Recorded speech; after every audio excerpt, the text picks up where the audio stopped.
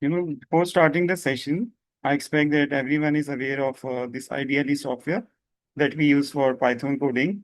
So this is the tool that I'm actually preferring for writing the Python code. Other than this, actually, some people are using Visual Studio or some are using PyCharm as well. So any of the software is allowed to use for the Python coding, but I personally prefer this ideally. So I expect that everyone have the idea. Can you show me a thumbs up if you are aware of this ideally? If you have used this ideally software or any other ideally software, I expect everyone have used it. Um, Okay. I would suggest everyone to know where the thumbs up action is so that you are doing it and it is interactive. Okay. So, what is actually ideally, if you notice, it is actually development and learning environment, and it is a lightweight and friendly tool. So I actually prefer this because it's very friendly tool. And what is a good thing about ideally is actually it's shows you the output screen in a different window, and whatever code you type for that also we have a different window. So that makes it clear. So you can even have a comparison while running your code, whatever the code is running actually what is the purpose of each line so the comparison can be there. So that's why I personally prefer ideally. So let's begin with the topics that we are having for today. That is actually introduction, variable operators, input output, conditional statement, and other topics are there. So that actually covering all the topics we have, I guess almost in grade 7 and grade 8 CS book, the new book that we are following. If any content was missing, all questions are welcome in the end. So you can ask me if there is any specific thing that I was not able to write here or if anything is missing in these topics. So let's continue. I guess everyone is already aware of the Python. It is an open source and object-oriented programming that makes it more attractive as compared to other programming languages that we are using. And the good thing about Python is it's a single platform on which we can create a web application, or either it's a window application, or if you have an Android application, or any data science related project that can be also created by using a Python. But in old times when we are using, if I guess if most of you would have used the Visual Basic or C Sharp or any other programming language or C++. So these were the programming language which were having a specific, we can say like C++ was mostly used for window application or Android application. They were having a limitation, but Python is actually a diverse programming language which can support multiple platforms. So this is what the introduction of Python is. As per my knowledge. And the first thing that you need to know, or whatever programming language you are using, is how to store data. So for storing data, actually we use variables. They can be a constant as well to store the data, or they can be arrays, or in Python we call them list. As per the syllabus content that we have in grade 7 or grade 8, mostly variables are used. So we'll be discussing more example of variables here to clear the concept how data is stored in Python. So if we notice here, what is a variable? It is a named memory location. So, whatever data is stored in our softwares, that is actually stored to a specific address in a memory location. So we need to specify a name for it. A best example to understand variable is when you are filling a Google form, you have noticed we store our name, email address, age. So those all data are actually one by one stored in a different variable. When you store your name, there is a variable. The variable name can be name. When you are storing your age, at the back end, there is a variable which can be named as age. So whatever data is stored in a computer program, those are always stored inside a variable. And for making variables and for storing data, there are some rules we have to follow whenever we are using a variable. What are the rules? You can see it can consist of letters, digits, and underscores. And while writing the variable name, if you give a space, suppose I want to write first name. So after first, if you give a space and write the variable name, there are more chances that you may have a error in it. Okay? So these are the rules we have to follow. The second rule that we have to follow that it must always start with a letter or an underscore sign. This is something we have to keep in the mind. And the variable cannot have spaces like we have already discussed.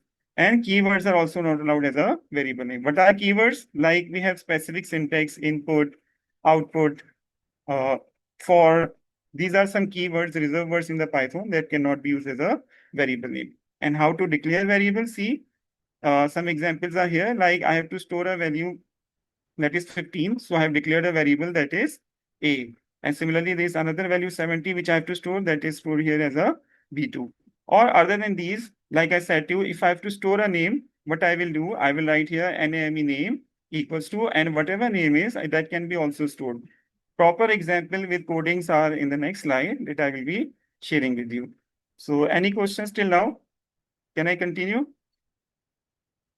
If there is any question, okay. I hope things are clear till now. Okay.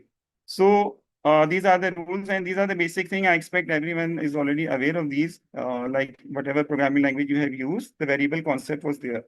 So after variables, the next important thing is operators. And you know what is the purpose or use of these operators?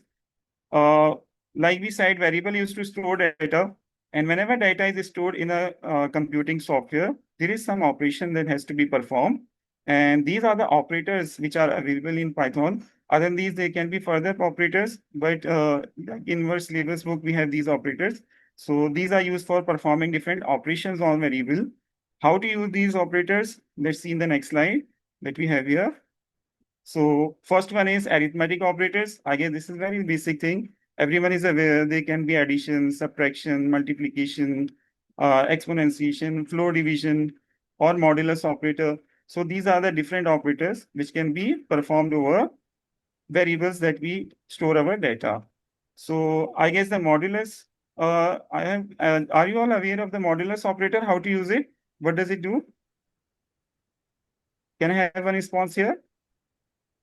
Like addition, subtraction we are using in daily life. And anyone aware of the modulus operator? Jimis? The modulus operator is used to give the remainder. If you Yes. want to dividing and the remainder, the modulus operator is used for that purpose. Sir, I would Correct. want you to just explain briefly because there are new teachers who are new to Python. Okay. So modulus operator, what does it do? If we have two numbers, so what it will do, it will divide those two numbers and whatever the remainder is, it will only return the remainder and store it in a variable in which we have used it. How to use it, that is in the next slide. I will be sharing with you examples of it.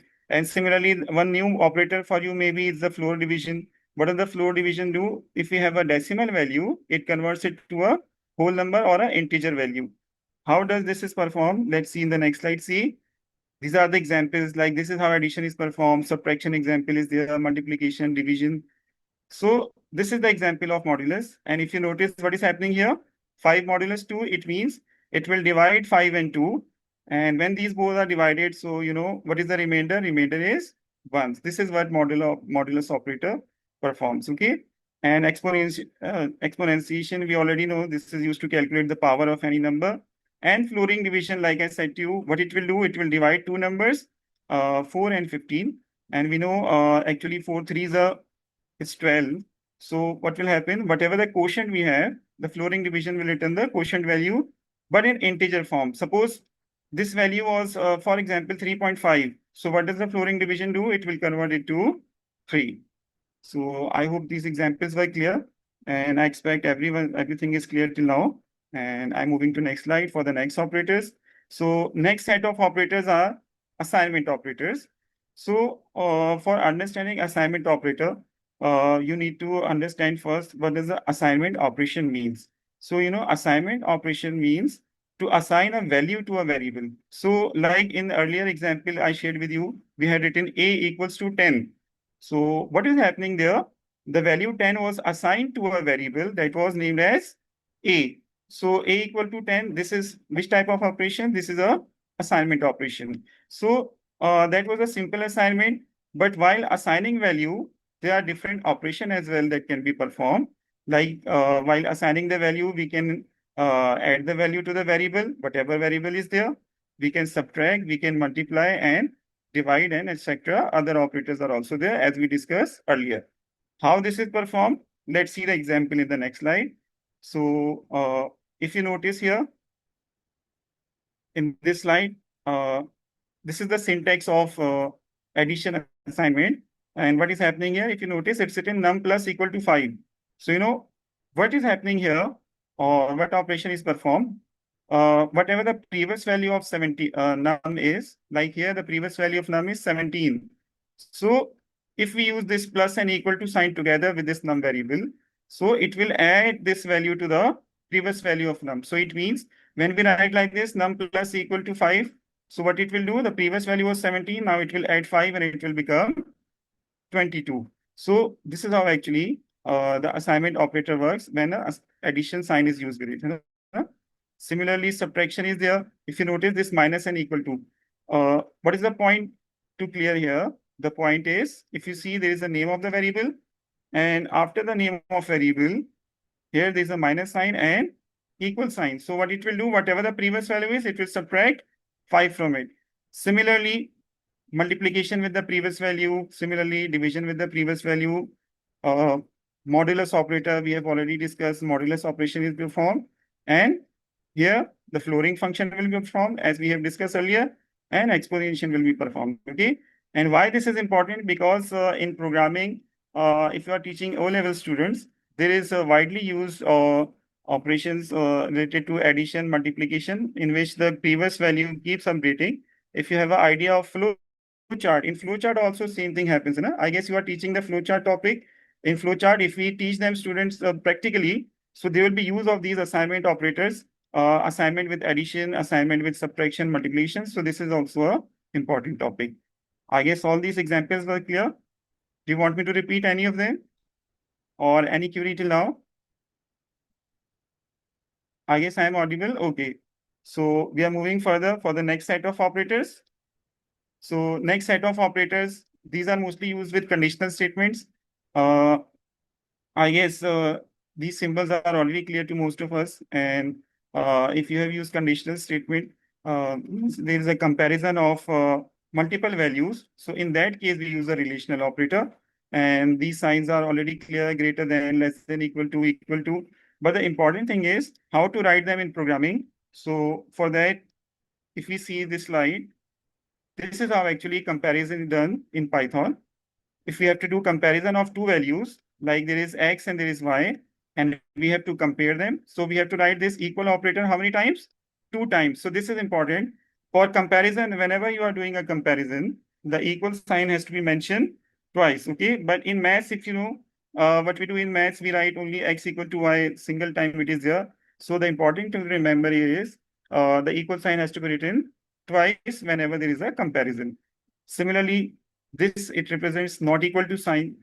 If there is any program in which you have to use the not equals to operation, so this is a sign we can use for a not equal to. Similarly, greater than sign, it's already clear to rest of you, I guess. Less than sign, greater than equals to, and less than equal to. Sometimes students ask me a question that while writing the code on their registers and nodes, like in mathematics, what we do, we just add a line just below this greater than sign. So they ask me, is it allowed as per CIE? So that is not allowed. This greater than sign, equal sign has to be mentioned separately for the comparison. So I assume these all examples are also clear. I hope my pace is not fast and I am going with the proper pace and everything is clear. Okay, so I'm moving further. If there is any question, it's welcome. You can unmute yourself and ask me the question.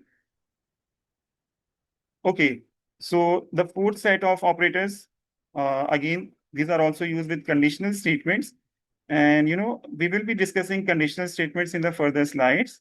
But before that, input output has to be cleared. We'll be discussing use of these logical operators will be conditional statement that we'll be discussing in further slides that are upcoming. And these are the logical operators that is used. Number one is and, not, and or. And what is the purpose of it? Again, the same thing. Whenever there are multiple conditions and we have to merge the multiple condition, or when there are multiple conditions, we have to select any one among them, or if there is a condition for which we have to use the not equals to sign, or we do not have to consider those conditions, whatever we have used, so that we use the not logical operator. How to use it? Let's see this slide. So the examples are here. If you notice, see, this is the AND operator. This is how AND operator is used. This is condition number 1. What is the condition number 1? 10 less than 25. AND operator, and there is a second condition. So between these conditions, the AND logical operator has been used here. Similarly, if you notice this one, this is condition number 1, this is condition number 2, and between them, OR operator has been used. And what does this OR operator will do? Among these two, if any one condition is true, it will give the answer as true. And in this, if both conditions are true, only in that case, it will give us true. Else, if any one condition is false, then the answer will be false. So this is how we can merge multiple conditions with the help of logical operators. And this is the not sign, like I have already shared with you, but it will make sure that whatever condition is mentioned, that is not considered in a output screen or in a outcome, whatever operation we are performing. So these were the use of logical operators. How to use them with the conditional statement, if, else if, elif, that will be in further slides. Okay, Miss Mehreen have a question, I guess. Ji, Miss.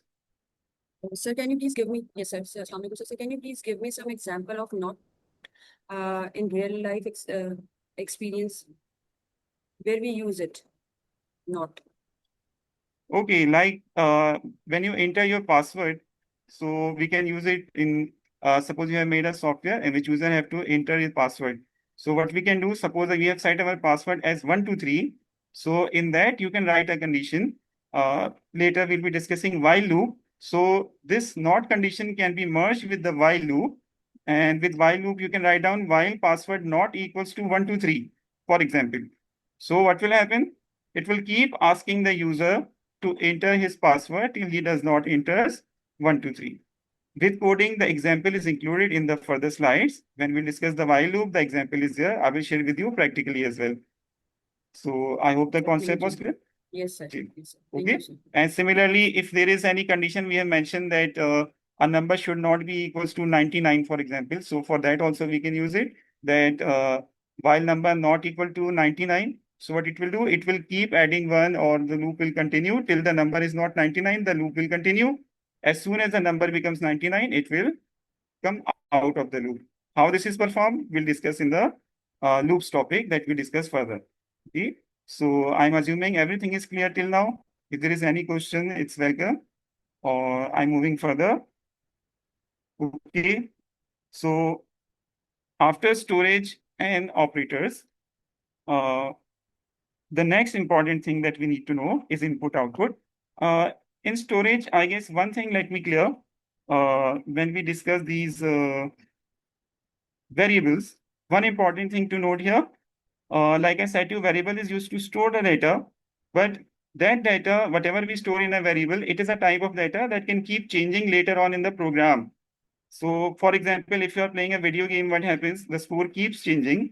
So it means there is a variable which is continuously updating. But there is another way, like I said, two different ways to store data. One is constant. So constant is a type of variable in which whatever value is entered, that value cannot change till the end. So for storage, like in your grade 7 and 8 book, I have noticed there is a concept of constant as well. So what is the difference between constant and simple variable? A simple variable value can change later on in the program, but the constant value cannot be changed till the end of the program. For example, let's take an example of if you log in any social media site, you have noticed that we cannot change our email. We can change our username or any other information that can be changed, but the email remains same till the end. So it means that is stored in a variable. What type of variable?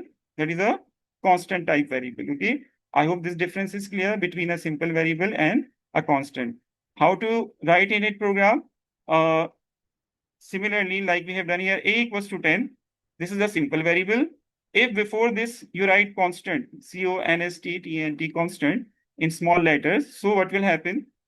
This will become a variable whose value will remain same till the end and cannot be changed. Okay, I hope this concept was clear. Let's discuss the second important pillar of any programming language that you are learning, that is input output. And we are already aware input is used to take input into a program, and output is used to show any information or any message to the user on the output screen. Okay, so how to take the input? This is the Python syntax for taking input from user. And if you notice here, this is a program in which we are asking user to input his name. And the important thing is, if you notice, what is this? This is a variable. Like I said to you, all data is stored inside a variable. So I have written the variable name. What is the name of the variable? It is name. This is the input syntax. And this is a message that will go to the user. Okay. And what will happen? Whatever name is entered, we can show it on the output screen by using the print statement. So the user will see whatever input was given in the program. Okay, so let me show you this practically as well, how actually this is working. See, I'm opening here this ideally. I hope my ideally screen is visible. I hope you all can see the ideally screen. Okay, so let me type the code for you. Suppose I'm writing here this code. See, input. And I'm typing here, enter your name. Okay, and then this is the syntax for input.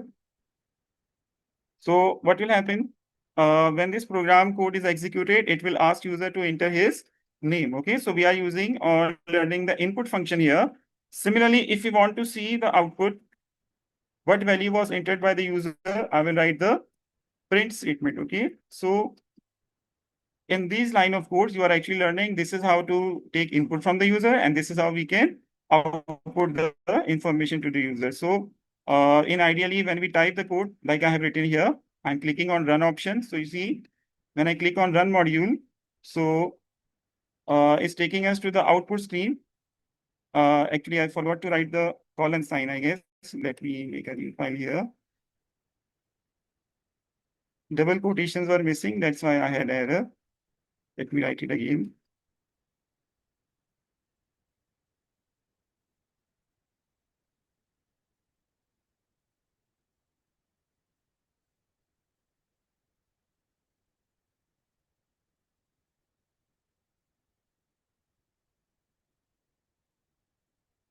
Okay, in previous program, I actually forgot to write this colon sign. So this is how we type the code. Click on save. Give your program any name, like I'm giving here ABC or whatever name. Now, if I click on the run, it will take me from this source screen to the output screen.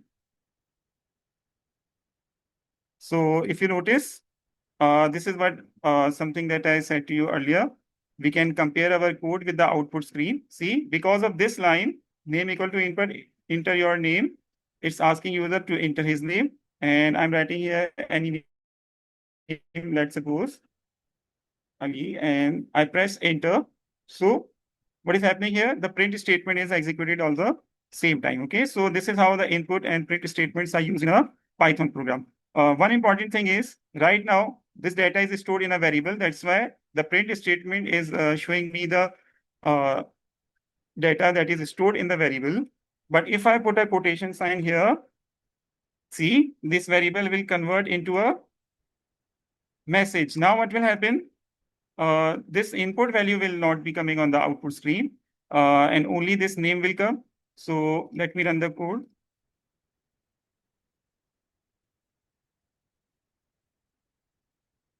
See, now if I write here whatever name ABC and I press enter, it will not show me ABC. It will show me name because after the print, the variable is not used, but there is a double quotation. Okay, so I'm pressing enter here. If you notice, so I hope this thing is clear. What is the use of double quotation with the print statement and how we print the value of variable whenever we are writing the code. So I guess this input and output concept is clear. And I have shown you practically as well how to use them in a Python program. So this was a basic example. And if you notice here, this is another program in which we are assigning a value to a variable, first variable, assigning value to a second variable. Then here we are adding those and we are giving the output. So I guess this is a very basic question to ask, but still I want someone to please tell me what will be output of this program. If you notice this code, these first 4 lines. Can I have one response here? It will add So to both the values and give the Yes, answer. 50, yes. 50, you know? Okay, thank you, miss. So I assume the input output concept is also clear. So I'm moving further to the next concept. Uh, okay, so data type is another important concept to review in Python. These are the basic data types that we have as per your syllabus. There are further data types as well, but as per your syllabus, we have only these four data types. So we'll be discussing only these four. And I assume it's already clear. Integer means whenever we have to store any whole number, so we have the integer data type. Similarly, when decimal number, so we call it a float data type. Whenever we have a text data, that is termed as a string data. And bool only includes true and false. And these data types are very important. Why? Because there's one concept of casting that we'll be discussing in the next slide. What is the use of that casting concept? So that is actually about conversion from one data type to the other data type. So let me show you here with the code. So if you notice, this is the same program that we have discussed earlier. And in this also, if you notice, the same purpose is filled. So this will give message to the user what the program is about. When we go to the output, I assume that output is already clear, like I have shared with you. So I will not be doing this practically. And I assume the concept is clear. If any question is there, let me know. So what this will do, it will give a message program to add numbers in the output screen. Then it will ask user to enter first number.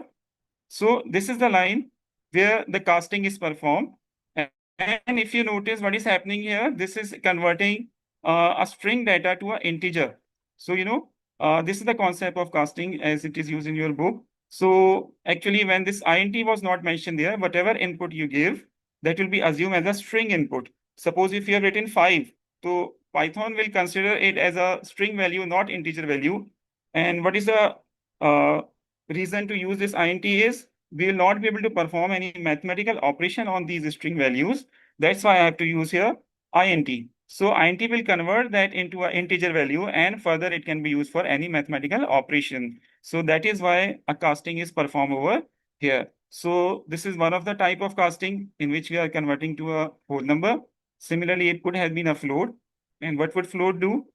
It will convert a number to a decimal number. So if there is any decimal number and we have to store it, so here with the input, the casting is always there. So this is a very important point to remember. Mostly people do the same mistake. They forgot to cast whenever the input is taken. Suppose sometimes they write here int and the input value is in decimal. So if you do any such mistake, so that what will happen, the program might have a error. So if you are taking input decimal number, instead of int, we have to write here float. So what will float do? It will convert or cast that data to a decimal value.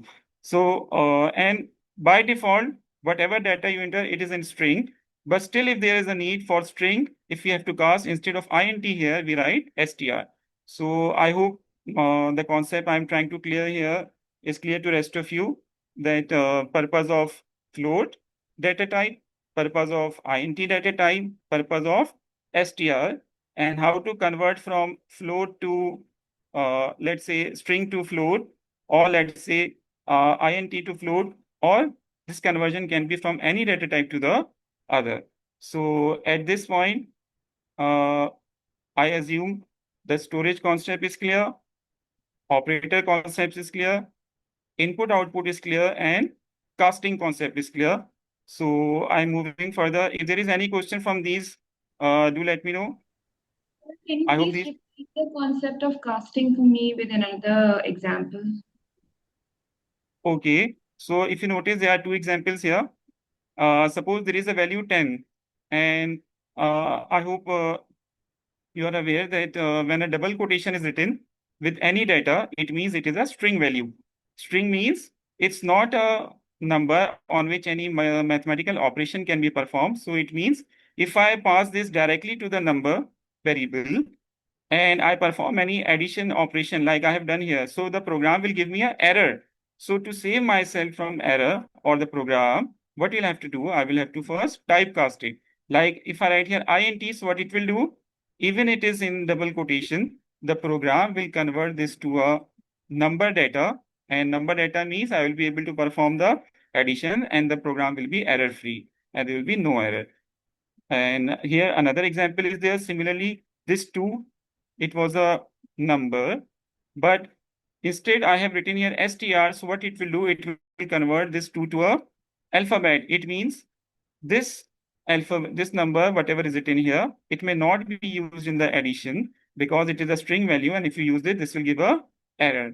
So this is the concept of casting to make sure the program is error free and the data is as per the requirement of the program. So we need to typecast it. I assume the example was clear. Thank you. I have another question, please. There is Ji. an exercise in grade 7 where we have to put certain values into different categories of data, like for example, integer, character, and string. So if I have words like binary and byte, where can I put them?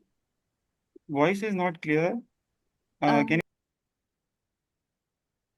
Yes, Sarah, you wanted to ask a question? Unmute Yes, yourself. ma'am.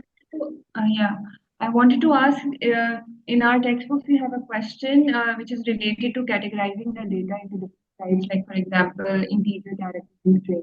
If I have something of like binary, byte, that bank, so where will I put them? Is it a character? Is it a integer or a string?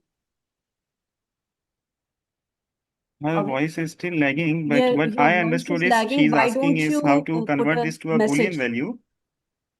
okay, I'll do that.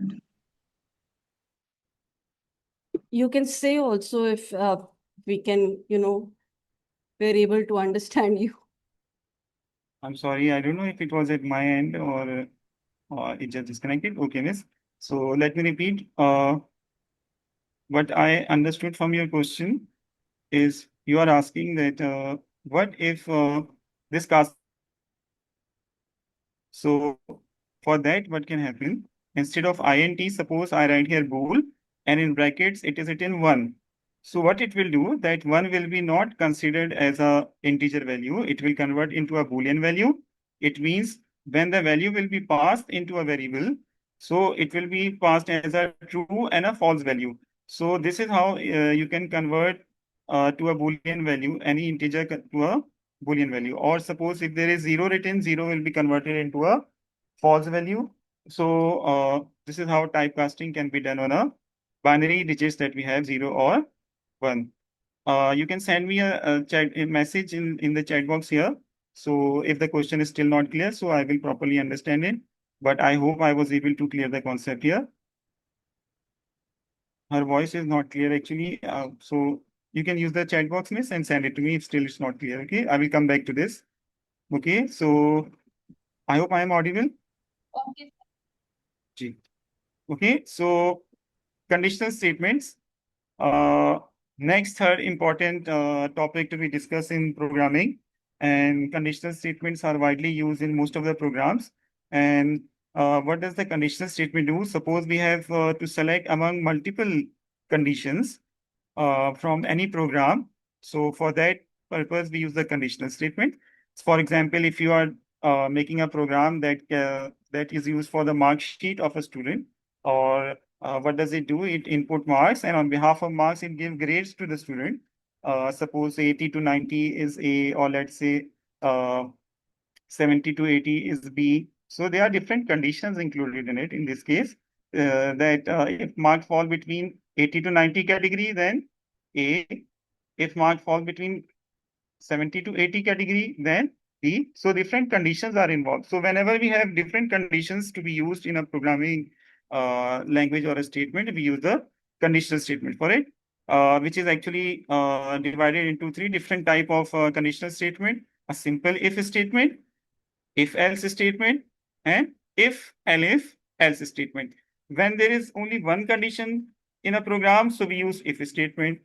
When there are around two conditions in a program, we use if else statement. If there are more than two conditions, in that case, we use if elif else statement. So if elif else can have multiple conditions, let's say more than two, that can be 10 conditions, 15 conditions, or 5 conditions, or any number of conditions. Okay. How to use them in a Python code? Let me show you here. See, this is the working of if statement. How does it work? I hope the concept is clear with this flow chart. It will input the value, check the condition. If condition is true, then whatever is written in the if statement that will execute. And if the condition is false, in simple if statement, no other condition will be checked and it will directly go to the end of the program. How we can write this in a programming code C? This is a simple program in which, if you notice, this will give a message to the user, program to check number. Then it will input a number and number will be input. After that, this is the syntax of simple if. See, this is the condition. If number greater than 100, if this condition becomes true, only in that case the print statement will execute. And if this condition falls, then no operation is being performed here. I guess most of you would have questions, sir. In second case, it should give another message. But if we give another message, it will become two conditions. And like I already shared with you, for two conditions, what we do, we use if-else statement. And this is how if-else statement is used, okay?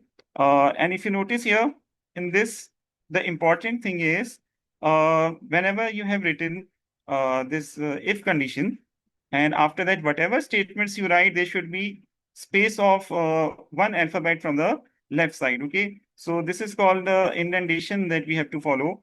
The indentation rule says that always whenever if condition is written, we have to give or press spacebar only once. After that, you can write the other statement. Else, if you don't follow this pattern, then it will give a error to you, okay? So I assume I do not have to do this practically. I assume the concept is clear. Do you want me to run this code on ideally? Okay, so I assume I don't have to run this on a ideally. Okay, we'll discuss. We'll run the multiple statements on ideally. Okay, so this is the example of if else. Okay, so I have received one message that I should run this. Okay, I will show you practically. So if you notice this if else statement, in this what is happening? It will input from the user again, and it is checking the number is greater than 100 or not. If it is greater than 100, then it will give a message number is greater than 100. If it is not, so then it will give a message number is less than 100. Okay, so I'm receiving feedback that teacher want me to show this on ideally. Let me run this on ideally. And let's see practically. Okay, so let me erase this previous code. And let's type this one. Okay.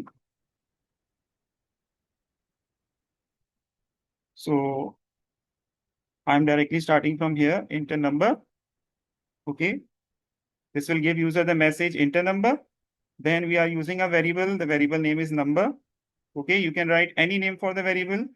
Then the casting. Why we are doing casting? Because like I shared with you, the casting will convert whatever input is to an integer value as it is required by the program. Then the if condition. And if you notice, I'm writing this if in a small letters like it is written here. If you write if in capital letters, then it will give the error, okay? So I'm writing the condition. And one more thing the teachers mostly forget is the colon sign. After condition, see first the if comes, then condition, and after condition we have the colon sign, okay? So this is very important. And mostly teacher forget the colon sign. That will give an error, okay? So I'm writing here print, and the message is there. Okay, number is greater than 100. Okay, there is no colon sign here, so keep in mind, don't have to use the colon sign. And like I said to you, we have to follow the indentation. So if you notice, if and else are in the same line, okay, next to each other. And whatever statement is after if, I have given a space here from the left side, and they are following indentation as per their requirement. Okay, number is less than 100. Okay, I'm done with the code.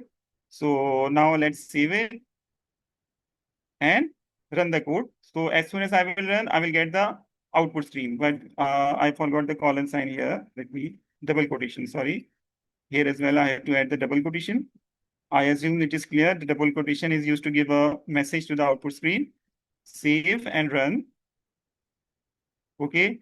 So as soon as I run, see, program have executed till only this line. And because of print, the message is coming enter number. Because of this line, the cursor is blinking and we have to enter a number. Suppose I enter here 89, for example, and I press enter.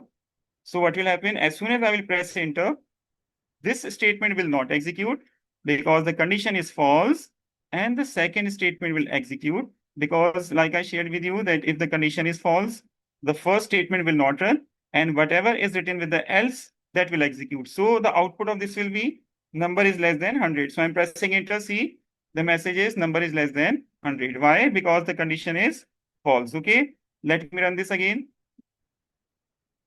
And this time, let's enter a value that is greater than 100. Let's say 200. Okay, and I press enter. So the message will be number is greater than 100. Okay, so why we have this message? Because the condition is true. And I said to you, if the condition is true, then the next statement will execute. If this condition is false, it will skip this statement and it will jump to else, and whatever is written in the else, that condition will be executed. Okay, I hope I was able to clear the concept. Any questions here in this? Okay, I assume the concept is clear. So the important things were the colon sign, the indentation, and in small letters. Okay, so I'm moving to now next slide. That is multiple else. Here. Okay, so in multiple else, multiple if conditions, what happens? Okay, I have a message. Let me see.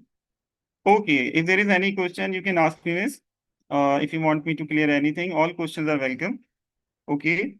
So in multiple if conditions, if you notice, same pattern is followed. Message to the user, give a message. I'm taking grade as an input. And if you notice, this is what the operator that we discussed earlier, the comparison operator, the equal sign is 2 times. It will input from the user the grade. So what will happen? Let's assume when the grade was input, user entered, let's say B. So what will happen? It will check the first if. The first if is false, it means if this condition is false, so whatever the statement is there after first if, it will not be executed and it will jump to the condition number 2. Okay. And in condition number 2, like I said to you, user have entered B. So the second condition is true. So what will happen? This condition is true. So the statement after this condition will be executed.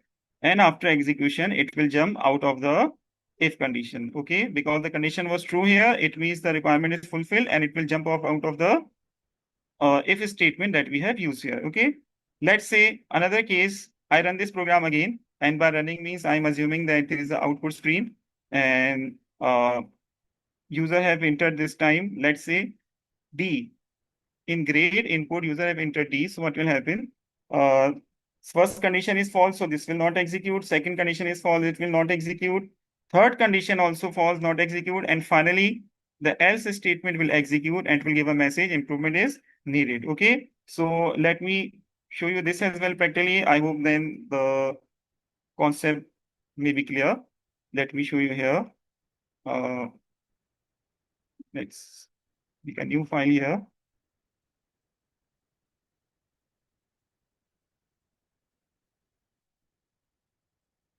Let's say here. Okay. So I'm writing here print, enter, grade. Okay. And let's take a variable grade in which I will be taking the input. Okay. I have a question here. Can someone tell me why I do not typecast here? Why I did not typecast the grade input? Can I have one feedback here?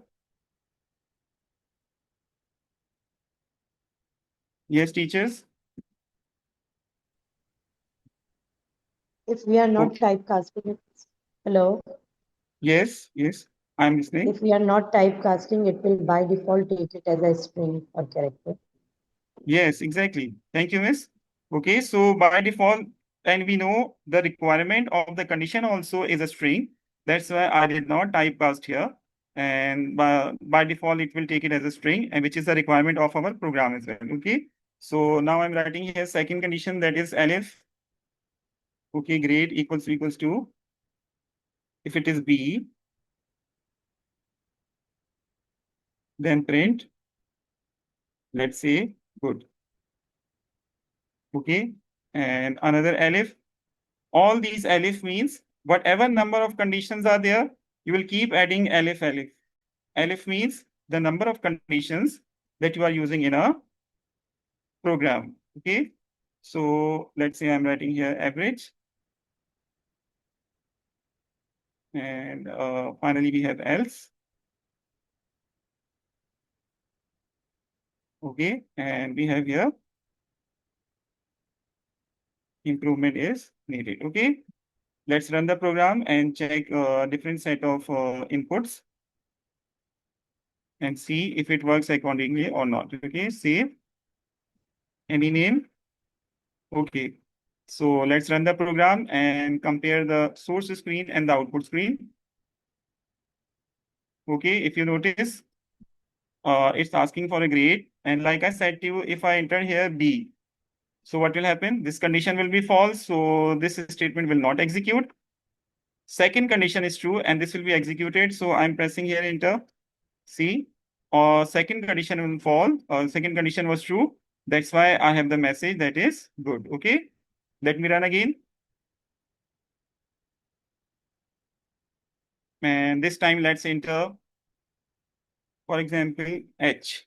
And if I enter C, all these conditions were false, and finally the else statement executed. Okay. So if let's say you have multiple condition and all condition does not fit into the criteria that we have mentioned here, so else is used in the end, and whatever message we have written in the else, that will be executed. Okay. Again, the important thing is the colon sign with this else, colon sign over here, colon sign here. Indentation rules, do not make the errors while typing your code and follow the indentation rule. Okay. I assume the concept was clear in detail related to conditional statements. And I can notice the time as well. We have half an hour left. So let's move to loops. Okay. Any question till now? I assuming that concepts are clear till now. Okay. So we are moving to the next concept, that is loops in Python. And from loop, the term, it is already clear. When we have to repeat any set of code multiple times, for that we use the loop structures. And in Python, we have two types of loop structure. Number one is for loop. Number two is while loop. And what is the difference between them and how to use them? Let me show you here. So let's say there's a program, or let me show you here with the flowchart. So what does the for loop do? For loop is actually used for number of repetition of any statement in a program multiple times. So let's say I want any message to be printed 10 times. So what will happen?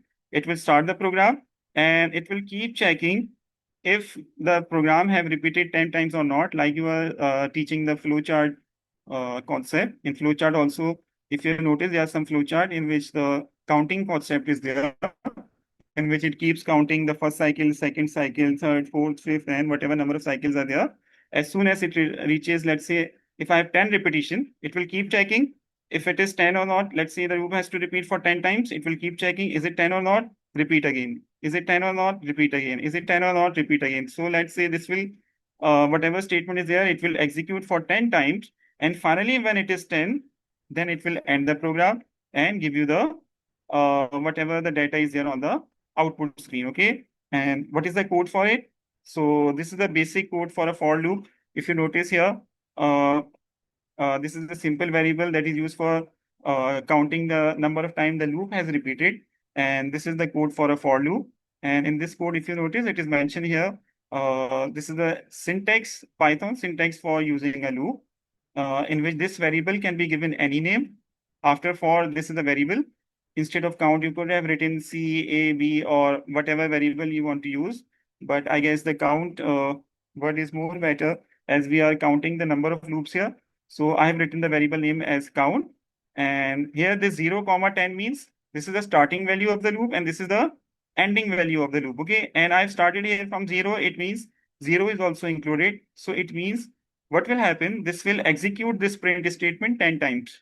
What will happen? This loop will continue how many times? 1, 2, 3, 4, 5, 6, 7, 8, and 10 times it will be repeated.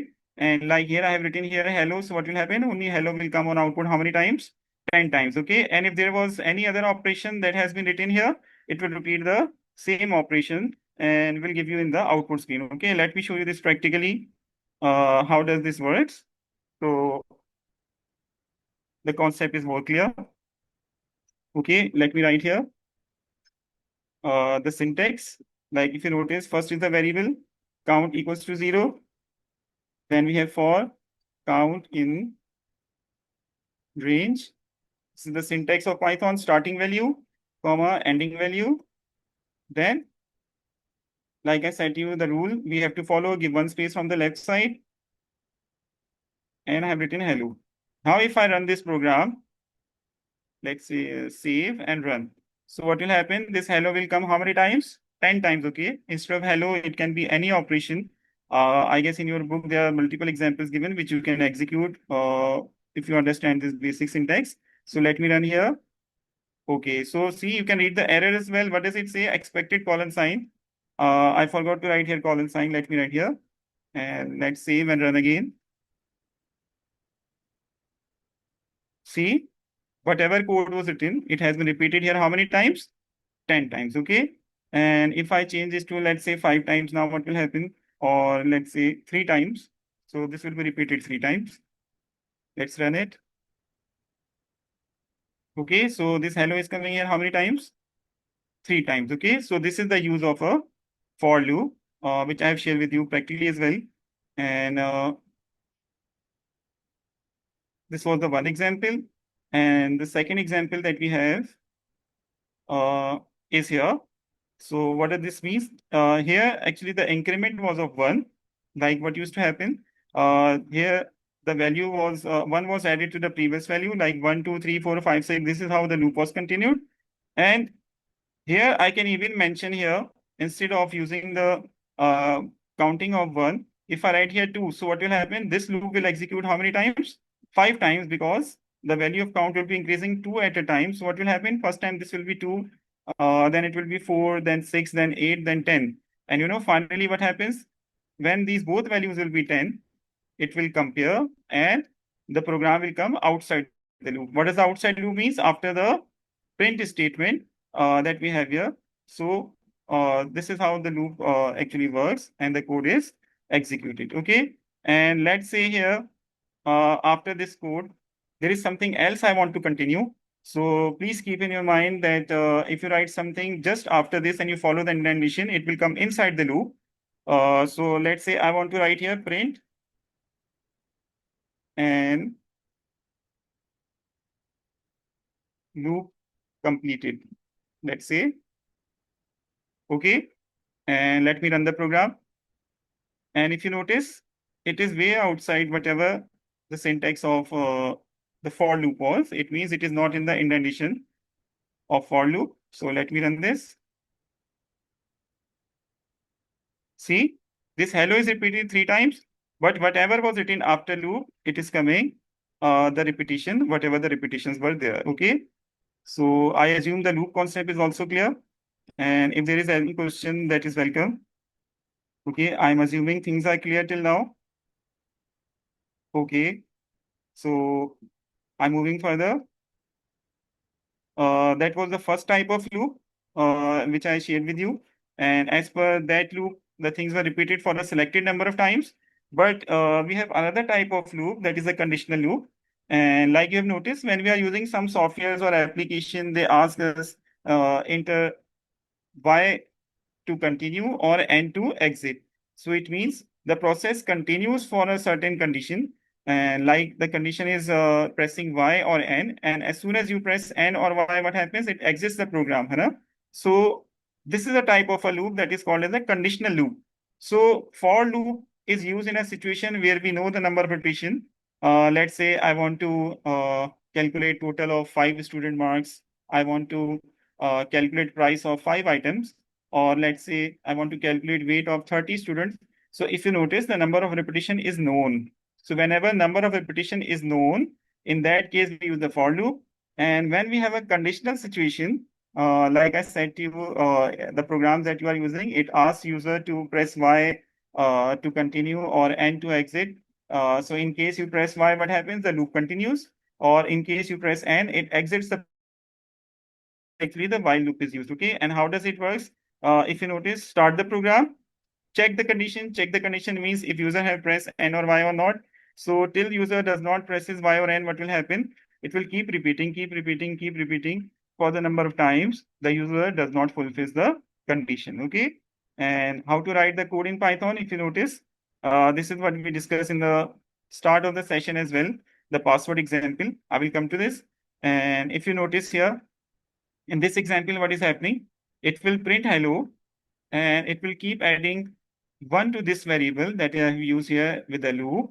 And as soon as the condition becomes true, like in this case, the value of a becomes 6. So what will happen? It will jump outside the loop. Okay. And before it's not 6, what will happen? The loop will keep continue again and again. And whatever code is written here, that code will be executed. Okay. And in this password, this is not equal to sign, like I shared earlier with you. This what will happen in this program? It will keep taking user password, and user will have to enter the password till he does not enter 1, 2, 3. Okay. So as soon as user will enter 1, 2, 3, the program will give the message password accepted. Okay. And one thing, if you notice, this is the variable in which I am performing the counting operation. And even if I have written here print A, so what will happen along with this hello? The whatever numbers of loops are completed, it will give us the value of those variable as well. Like 1, 2, 3, 4, 5. 5 times loop is repeated, so these numbers could also be printed. So let me write here code and show you practically. If there is any question, meanwhile I'm writing, you can ask me. If there is any question related to any concept that we have discussed till now. Okay, I'm assuming everything is clear. Whatever has been discussed till now. Okay. So let's say I write here 4 and print. I'm writing here hello. Okay, and a equals to a plus 1. What it will do? It will make sure the number of loops are counted, whatever number of time it has been repeated. Okay, so let's run this program. And the colon sign is missing here. Let me write the colon sign. And let's run the program. So it will print hello for how many times? 4 times. Okay, so let's run the module. Okay, if you notice, this loop has repeated how many times? 4 times. And as soon as the value of a became 4,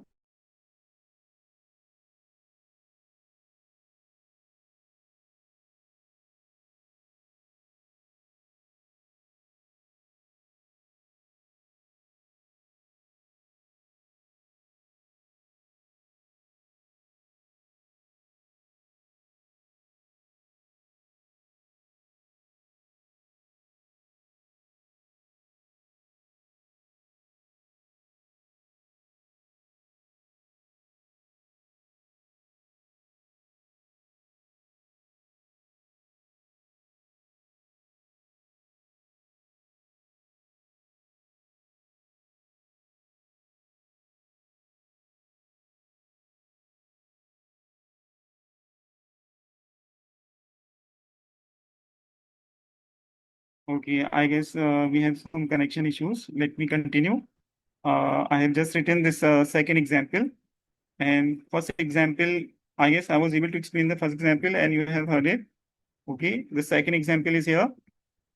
Password equals to int input enter password. Okay, and there is one mistake here, teacher. I want you to point out what is the mistake I have done here. Can you please point it out? In this code, there is one error.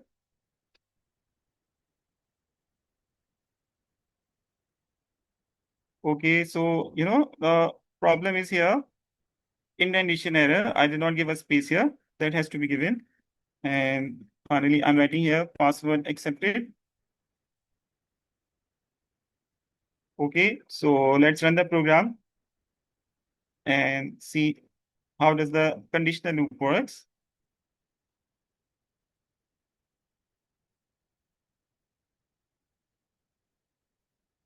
Okay, I forgot one bracket here, I guess.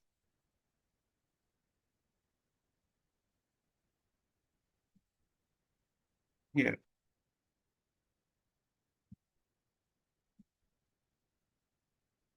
Okay, so if you notice, this is a conditional loop. So let's say I write here any number. Okay, it's not accepting the password. Okay, see, it's again and again checking the condition. But as soon as I write here 1, 2, 3, it says password accepted. Okay, so this is how the conditional loop works.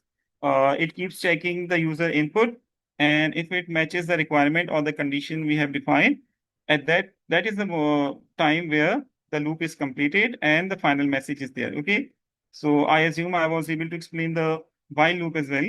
So any questions are there, so that is welcome. And let's move to next statement. Okay, we are left with only 20 minutes, I guess. So I will have to pace a bit more. So jump statement. Okay, jump statement is not in your current book, I guess. But let me give you a quick concept of jump statement. So we'll move to the content that is in your current book. What does the jump statements do? You know, like we have just discussed the loop structures.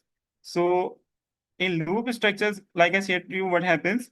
The loop repeats multiple times. Suppose we have mentioned 10, so it repeats 10 times or 5 times, or let's say 15 times. By using jump statement, what I can do, I can jump out of the loop at any certain loop number. Let's say the loop has to be repeated for 10 times, but by using this break statement, what I can do, break is an example of a jump statement. So if I use this break statement, what the break statement do? It will jump out of the loop as soon as the loop will be 3. Okay, so it will not let the loop to be completed. As soon as this condition fulfills, the break statement will execute and will jump out of the loop. Okay, so there are actually two type of statement used with the jump statement. One is the break and one is the continue. So what does the break do? We can set the condition here. You can see the code is written here. And because of the shortage of time, I'm not typing this. And I'm assuming you will understand it from this because the output is also mentioned here.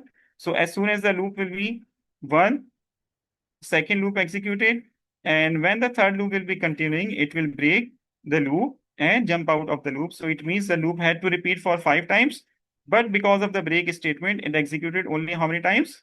Only 2 times. Okay, so this is what a break statement do. Another type of jump statement is continue. Continue is also somehow similar to the break statement, but the only difference is the break will jump out of the complete loop, but continue, what does it do? It jump out of the specific repetition. Okay, let's say the loop has to repeat for 5 times. So what will it do? As soon as the first loop is completed and the program is in progress of a second loop, so it will skip the second loop only and move to the next iteration, whatever iteration or loop has been continued. Okay, so continue will skip a specific loop and the break jumps out of the complete loop structure and access it. Okay, so I assume this jump statement was also clear, and the example is there. You can try the code later. You can get access to these PDF, and you can use this code by your own, type it, execute it, and share it if there is any query in the WhatsApp group. Okay, so now next thing is I have been through in your group the common examples, mistakes that teacher do. We have actually covered most of the basic concept. So what mistakes teacher do? Let's have a quick review of any 5 of them. Like here, if you notice, I shared with you earlier as well. This is the comparison operator. And if you notice, what is the mistake here? The if is written in capital letter. So if you write if in capital letter, the Python will not execute it and it will have an error. So what is the correct way? Correct way is to write in the small letters. Okay, this is the mistake that mostly people or students while writing the code do. Okay, let's jump to this second one. If you notice this second one, what is the mistake here? The mistake here is the operator is not being used accordingly. Like first, it's written here equal sign, then greater sign. So this does not make sense. Actually, it should be written in a way greater than or equals to. Okay, so this is also one of the mistake.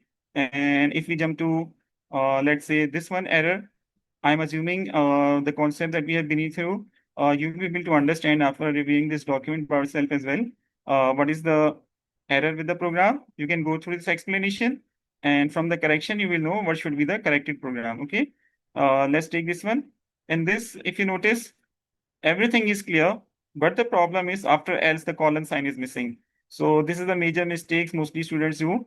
They forgot to write the colon sign with the else or elif if they are using. So this colon sign is also important. That has been mentioned here in this document. Okay. So let's jump to further errors that can be there. Let's see this one. And what does it says? Like I shared with you, if you notice, this complete statement seems correct, but the only mistake is here they have used the logical operator in capital letters. As I said to you, the Python is case sensitive, means this and has to be written in small letters like it is mentioned here. But by mistake, mostly teachers, what they do, they write it in capital letters. So this is also one of the common error that we have to keep in our mind. Okay. So I assume you will yourself as well go through this document, and everything is mentioned related to the concept that you need to know. Okay. And I hope there is no question till now. I guess we are left with 2 minutes as per this meeting, and the session is for 15 more minutes. It's 10:45. So, Miss, can we? Sir, we will join back. Ji, for 15, next 15 minutes. Ji. Let's join back. Yes, yes. Ji. They're available. We've asked all the grade 10 and 11 teachers. Okay, so I guess actually we are left with 2 more topics that will be covered hopefully in next 15 minutes. And if there is any question in the end, I can take your questions as well. Okay. So now the topic is library routine. Okay. So one of the most important topic, and library routine, you know, what is a library routine? It's actually a pre-written code that we can be reused in a computer program. And in simple words, it's already written code for the programmer. And the only thing programmer have to do is to utilize it. Okay. So in same way, like when we use the calculator, if you notice, there is an option of square root, or let's say calculating the power. At the back end of that as well, there is some code written which automatically performs the operation, and we don't have to write the formula. In the same way, library routines are the already written code by the developers or programmers, which we can utilize. And mostly the commonly used library routines that are included, I have seen in your syllabus, is the flooring. I guess one was ceiling and one is spy, and there is a long list of library routine that goes on. Similarly, like in calculator, we have so many functions that we utilize in solving the mathematical questions. So, Sir, I Uh, just it- want to add on that this is grade 8 and 7 does not have it. So grade 8 can concentrate on it. G. Okay, ma'am. So, this is the concept of library routine. And what does a library routine do? Like, see, this is the example of performing it practically. First, we have to add the library file related to whatever the function we are using, like import.math. Import math is the actually, you can say the set of pages in which the code for this is written. So first we have to import that, and this is how to call it. So if you write this code on the IDLE, what will happen, and you execute it, so it will on output it will give you the value 9. So in simple words, the floor is the library. What does it do? It converts any number to a integer and in reverse order. Like if you notice, it was 9.1, 9.1 also converted to 9, 9.9 is also converted to 9, and if it is 9, it is the same. So this is how the floor function is used in a programming code. Okay. So similarly, what you have to do, you just have to type this code, and when you run it, this will be the output. I have mentioned the output for you here after the execution of code. Okay. Similarly, there is another library routine, maths.ceil. So what does the math.ceil do? The ceiling function. It also converts numbers to an integer. But if you notice, it's not in the, like here, it was in backward, number was converted in backward. And here, if the number is 6.3 even, it will convert it to 7. or either it is 6.7, it will convert it to 7. So both are used to convert to integer, but this converts backward and this converts forward. Okay, so this is how to use the library routine. And one was a pi library routine, like I have mentioned here, math.py. So what it will do, after print, if you write this math.py, it will give us the value of pi, which is 3.142, or whatever numbers are included. Okay, so similarly, there is a long list of library routine, like there is a red int. What does a red int do? It actually takes out any random number, and that can be presented on the screen. Similarly, there are library routine related to strings as well. Let's say string dot lower or upper. So what does it do? It will convert any string to lower or uppercase. Okay, so there's a long list of library routine that you can try. And I assume the concept is clear. And if you notice, actually at the back end, the code is already written. You are just utilizing it. Okay, so next concept is subroutine, which is divided into functions and procedures. And they are also same as library routine, but the only difference is library routines were already made for you by the developers and programmers of Python, which is built in the Python IDLE or whatever software you are using for writing the code. But subroutine, which is termed as function and procedure, these are the type of libraries that we create by ourselves. Okay, so if we know there is specific piece of code that has to be repeated for multiple times, so we make a procedure or a function of it, and we can reuse it again and again. So like here, if you notice, this floor was a function that was written by one of the developer, and we reuse it how many times? 1, 2, 3. Do we have to write the formula for conversion? No, the library was already there. We just utilize it more than one time. Okay. Similarly here, if there is any operation that has to be performed multiple times, we make it a library or we make it a function or procedure, and we use it again and again. So function and procedure, they both are almost same thing. There is only one difference between them. What is that? I guess it will be clear when you see the code. And actually that difference is the function returns a value and the procedure does not return the value. What is the meaning of this word returns a value? Let's see the code and discuss it. So if you notice, this is one of the procedure that I have made. And like I said, your procedure does not return the value. So the return statement is not here. Instead of return, it uses the print statement. And see, whenever you create any procedure, one thing let me clear, whenever a procedure has to be done, there are two steps in it. First, we create a procedure, then we call the procedure. Like here, this flooring was already done. We have just called it and we have utilized it. So when we are creating our library routine or a procedure, first we have to define it, what operation or what line of code we want to reuse. And after that, just after writing or completing the definition or the code of the procedure, we have to call it. Like, see, this is a simple procedure which prints the message hello. And here I have called it. So what will be output of this? Output of this is hello. If I write this procedure, or let's say call this procedure 5 times, so this hello will be written 5 times, and I don't have to write the complete code. I'm just writing the name of the procedure, and I'm reusing it again and again multiple times. Okay, so this def, this is the keyword, reserved word of Python. This is the name that I have given, and these brackets are called the parameter. You know, parameter means the input value that has to be passed into a procedure. Okay, so this bracket is showing the parameter, and here there is no input, so it means this is a procedure without parameter. Later on, there is an example of procedure with parameter. Parameter actually means the input value that has to be passed and utilized inside a procedure. So this is a procedure without parameter, and it is a simple procedure. Here, this is how we can define any procedure. You can type the code and practice it by your own, and this is how you can call the procedure. And when you type this will be the output. So let's move further. And this is the definition like I shared with you. And like I said to you, this is the code that perform a specific task. It is used to modify the data or input-output operation, and it has parameters in it. Okay. So see, this is the same example, procedure without parameter. I guess we got disconnected. We are just at the end of our session, just 2 slides are left. So I guess just 5 more minutes will be needed.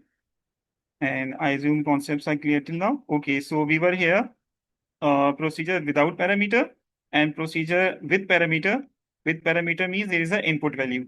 So again, one procedure defined, second procedure defined. And you know, when you are making this procedure, all code has to be written here at the, let me show you, on this main screen. So on the top here, you will define the procedure. Procedure number 1, let's say here this procedure number 2, and wherever it is ending, that is the line number where you can call the procedure. Okay, so procedure always defined at the top of the program. So good practice is to define procedure at the top, and later we can utilize it. Okay, so this is a procedure that will take 2 inputs, and it is adding the numbers and giving us the answer of the procedure.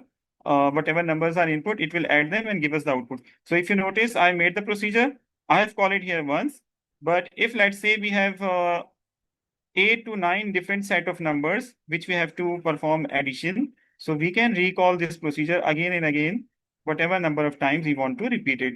So see, once the code is created, then I'm using the same set of code that has been defined in a certain you can say area in a program, and we are using it again and again. Okay, I have written it once. So if I write here sum 5 comma 2, so that will be second time I'm calling. Again I can write sum 5 comma let's say 3, so that will be the third time I'm calling. So we can call procedure infinite number of times once it is created. Okay, I assume the concept is clear. Then functions, let's jump to the code. Function are same as procedure. This is the last topic of the day that we have. So if you notice, this is same as procedure. The only difference is in function and procedure, this state of line, if you see, it is written here return result. So if we compare this with this procedure here, if you notice, it was directly sending the value to the output screen. So what does the procedure do? It does not returns the answer. Whatever calculation is performed, it answers back to the main program. I hope it is clear. This is the top of the code, top of the page that we have. This is the main program where the coding is starting. So it's not returning value to this main program. It is sending the output directly to the output screen of the user. But here in function, if you notice, it's not sending the output to the output screen. It will return result to the main screen back. See? So here this operation is performed. After that, instead of print result, I have written here return result. So what it will do, whatever operation is done, it will perform, then return the value to the main screen. And we have to catch that value by using another variable. Like in this case, if you notice, I have used a variable in which these 3 and 2 will be added, and 5 will not come on the output screen. It will return 5 to this variable, which is named here as val2. Val2 means the value 2. And if I want to show output of this operation, I can show it. And let's say with the same output after addition, there is one more operation has to be performed. Let's say the square of the result. Let's say 3 plus 2 is 5. And after this operation, I have to calculate the square as well of this. So I can further use this value in my program instead of sending it to the output screen. So this differentiates function from procedure. That function returns the value to the main screen, which while calling the function, we have to catch it by using a variable. And in procedure, if you notice, whatever value is returned, we don't have to catch it on the main screen. We just have to call the procedure. Okay. So at this time, I guess the concept of function and procedure is also clear. It's very unfortunate we are going short of a time, else I would have shown you this practically. But I assume if the concept is clear, what you will have to do, let's say if you are practicing later, you just have to type this code on this ideally and execute it and verify the output as I have mentioned here. Is it coming the same or not? If any query exists, you can still send the message to the WhatsApp group that we have for all the teachers. So is there any question related to any concept that we have discussed today? I assume everything was clear. Yes, teachers. Teachers, Any input from the please, teacher?